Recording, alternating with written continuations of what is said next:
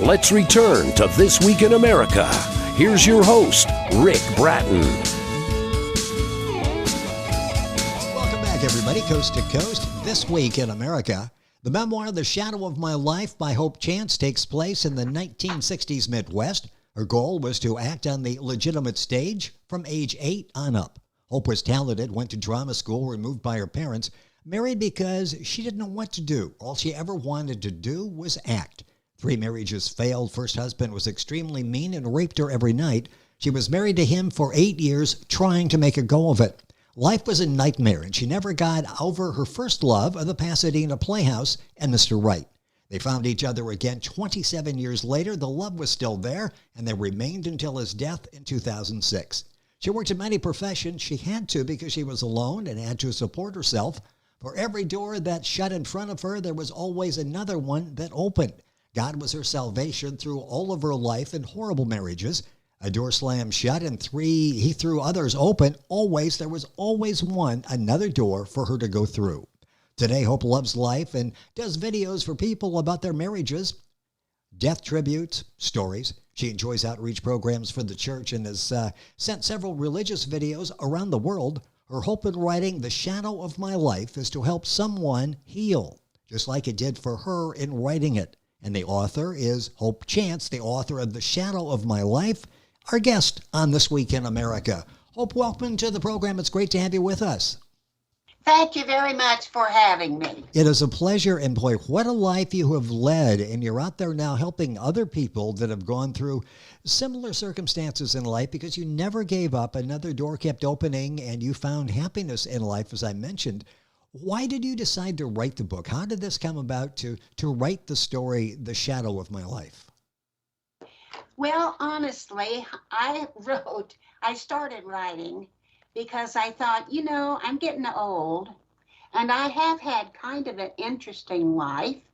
And I think I'm going to write about it because maybe somebody in the family would care after I die. So I started writing. Yes. And I thought, whoa. And it consumed me. It really did. And I finished it in 24 hours. I wrote 4 hours a day, early in the morning. I get up early, like 2 o'clock. And I started pounding the keys. And I did. 4 hours. And until it was over. And the whole book it is a raw book. I will tell you that up front. It is a raw book because that's actually my life. It's not any makeup affair. And there's so many people that don't know what to do, or when things happen, they throw up their hands and they don't know what to do. I didn't know either. And I got married 3 times. Now that was stupid. And it was stupid all 3 times. I'll admit to that. First time I thought, I don't know. You're supposed to get married and you're supposed to be happy. And then you have a child and you're supposed to do things with this child and give her a good home. Yes. That didn't happen with me. Nothing happened correctly in the natural order of things. I stayed with him for 8 years, and it was the most god-awful 8 years I ever had in my life. But I was a born Catholic, and I'm taught, you make a home, you make it work. And I tried.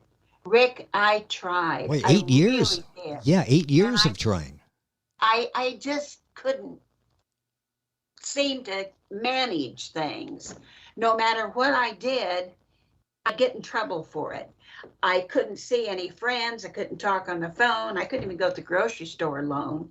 And I was brainwashed that I couldn't do anything and I was just really stupid. And I believed that. And I was that way for 8 years. And then I thought, whoa, no. And my daughter, I'm not gonna make this milk toast, okay? My daughter hated the air I breathed. Well, yeah, I read And that. it was not my fault. It was no one's fault. Yes. That's the way it was. I knew that I had a problem with her, that everybody told me I was nuts. And I thought, no, no, a mother knows. And I went to the neurological center in Kansas City with her and tested her and tested her and me and my husband at the time. And he didn't know what was going on and could have cared less. I cared. And here I am. I'm going through all this and I don't know what to do. And then finally, after that whole thing came about, they told me, my husband and I separated, and they told me, they said, you love that little girl, but you have a problem because that little girl hates the air you breathe. And you know that. And I said, I do know that. And this fellow looked at me and he was trying to tell me, and I couldn't understand him. I said, I don't know what you're trying to say to me.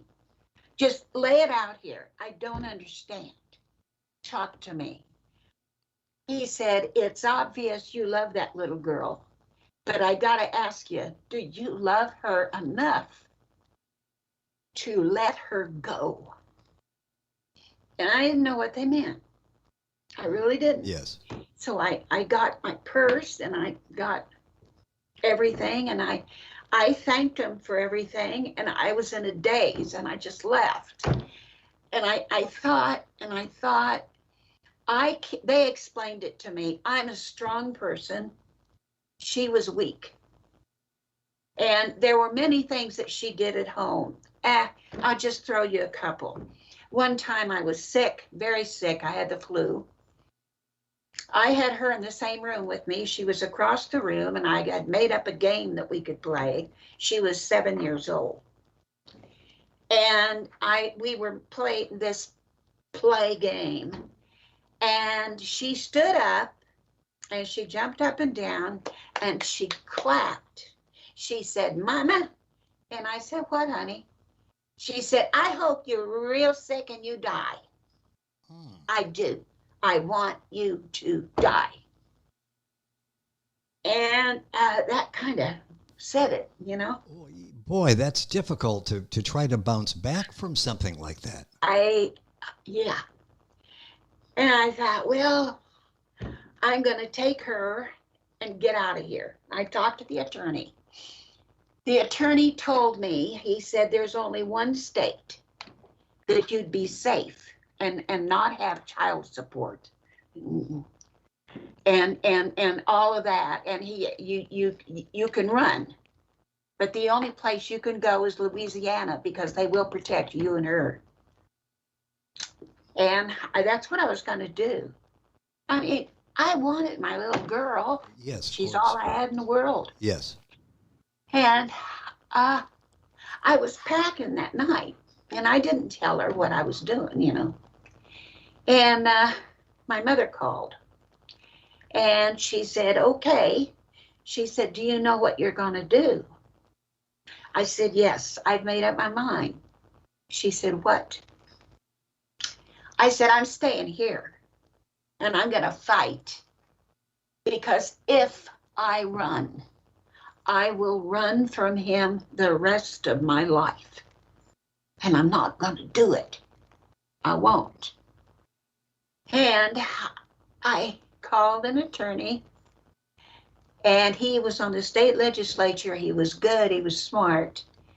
And he said, and what do you want me for, Mary Dale? I said, well, as horrible as this sounds, I want to give my daughter to my ex-husband. And he said, I've been waiting for that. Come on, I'll keep the office open. I didn't know that man had lived right down the street from my ex-husband. Interesting, yes. Yes, and it was a godsend. I didn't have to explain that I did love my daughter. I didn't want to do this.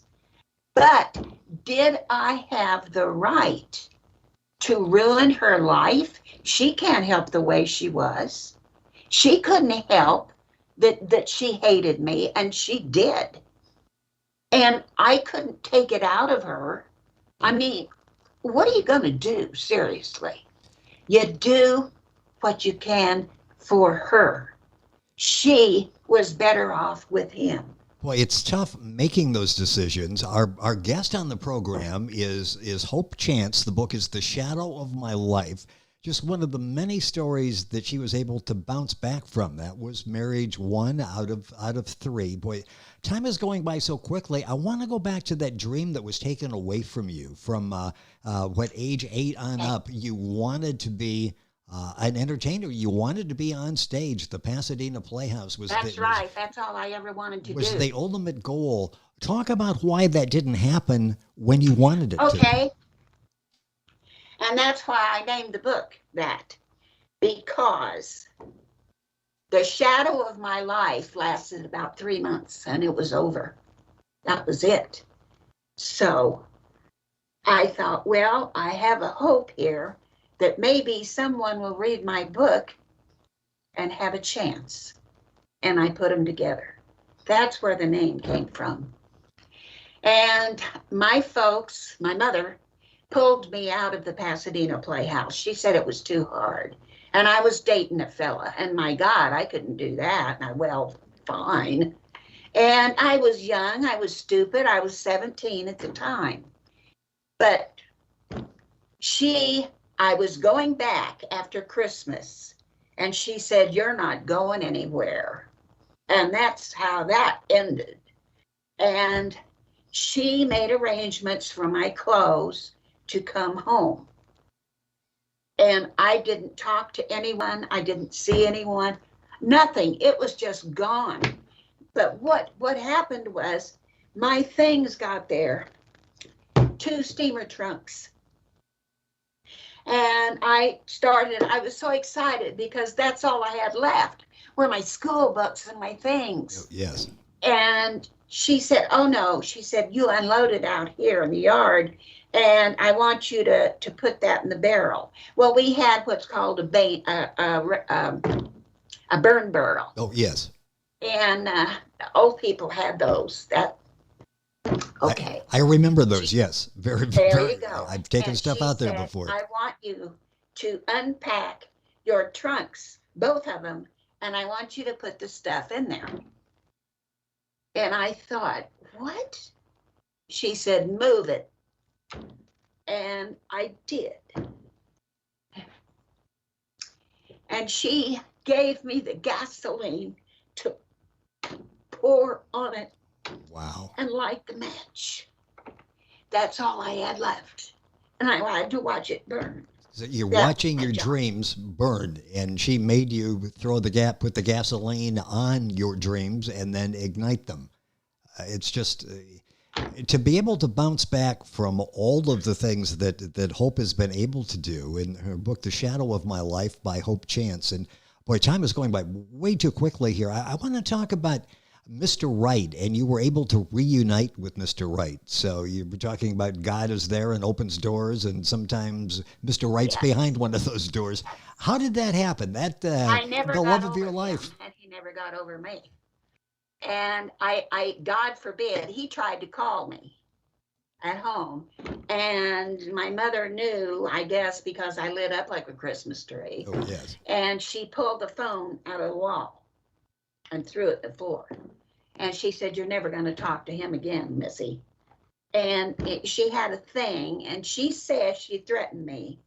She said, "You will never see him again, because if you do, you are 18, 17. In the state of Kansas, the legal age is 21, and I will have him in prison for statutory rape." Wow. That's what kept me away from him. I couldn't see that happening, Yes. but I was too stupid.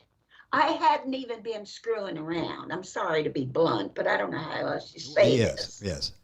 And I was that dumb because going to school, I was in band, orchestra, and plays. I didn't have any extra time. I didn't date like other people. But this fella, he was good to me. He was heaven. And I saw him 27 years later, and he was married, and I was too. And he said, "Oh my God, it's still there." I said, "I know." He said, "Do you feel it too?" And I said, "Yeah, this is, we can't do this." He said, "Well, I don't know," but we didn't. He was just kidding. And I spent 3 days with him and went to the reunion at the Pasadena Playhouse. And it was wonderful. And then he died just a little bit later than that. And so that was the end of that. And then, in the interim here, I have Mommy Dearest that took me to the doctor. So to prove I was a virgin, whatever you call that. Oh, yes. Do you have any idea how humiliating that was for me? That had to be totally humiliating. And the scars are still there, aren't they? I mean, it's still something to try to deal with. We've only got a couple. We've only got a couple minutes left, and it's there's so many stories to talk about. The Shadow of My Life by Hope Chance, but with all of this, all of the problems we've talked about, the obstacles, she's kept going and living life now and enjoying life. Talk about this now, because you've bounced back from all of this basically with your faith there, because God is there with you. Yes. And leading you through this. And I feel good. I'm pretty exposed. I'm kind of out here. I hope I haven't embarrassed you. Oh, no. Because I'm kind of, But yes, every door opened. This door opened. Give you an idea. Truthfully, I had it done. It was on a Saturday. Monday morning at 10 o'clock, the phone rang, and there was a fella that introduced himself as Nick McCarthy. And he said, "I had a phone call from California. I'm in Kansas. And apparently you have a book and you're looking for somebody to publish it. Is that right?" And I about had a heart attack. No one knew I was writing a book. I didn't even know it. And that happened. And the whole thing with this book has just been, everything has just been like the big guy upstairs has been taking care of me. Well, and you talk about all of you in such an honest way. Everybody can relate to what you're talking about, and they can understand your circumstances, empathize with what you were going through, and wondering how you were able to continue. But you were able to continue successfully. I've got about a minute or so here. The time has gone by so quickly. So many fascinating aspects of your story, the ups and the downs, and the ups have followed the downs. Talk about what you hope people will take away from reading Shadow of My Life. What you hope the bottom line is. You don't give up. There really is a God. And you try to do the right thing, even though it tears your heart out. You do the right thing. And then when one door slams, it'll rock you pretty hard. And wait a minute. What if there's always another door. He will show it to you. And I'm not a religious fanatic. I am not one of these people that's going to go down the street and say, "Praise God," with the big bass drum. That's not me. But what you do have here is one hell of a fighter. Boy, that's for sure. I will do. A survivor. And you talk in the book about how it's hard and you get tired and you feel like throwing it in, but you just keep going. And there's something there with you. I don't know how many buckets I cried. Oh, I can imagine with all. And boy, we've only touched the surface on what's in Hope's book. The book is The Shadow of My Life by Hope Chance. You'll find the book available at Amazon, all of the usual places. The publisher is Lit Prime Solutions. Our website, litprimesolutions.com. look for the book at Amazon, the usual places, and her website is theshadowofmylife.com. We'll have all of that on our website, thisweekinamerica.us, giving you a lot to absorb there, theshadowofmylife.com. Book available at Amazon. Hopefully we'll have a chance to do this again. So much more to talk about. Everything that you overcame, and some of the stories are still sort of hanging there as we have to finish, but you'll find all the answers to everything that we talked about in Hope's book, The Shadow of My Life. Hope, it's been a pleasure. Thank you for joining us. Thank you for your honesty, because you're able to help so many other people because of your frankness. For having me. It is our pleasure. Thank you. Hope Chance, our guest. The book is The Shadow of My Life. Book available at Amazon and at Hope's website, theshadowofmylife.com. Back on today's program with more after these messages. This Week in America is online. You can visit our website, thisweekinamerica.us. Scott Pinkerton, associate producer of This Week in America. Jay Anderson, segment producer. Ben Watson, webmaster. Otto Bechet, director of engineering and TV production. This Week in America produced and is a trademark of Blue Funk Broadcasting, LLC. For information on all of our guests and to listen to this week's show, our website again at thisweekinamerica.us. And I'm Sean Bratton, executive producer of This Week in America.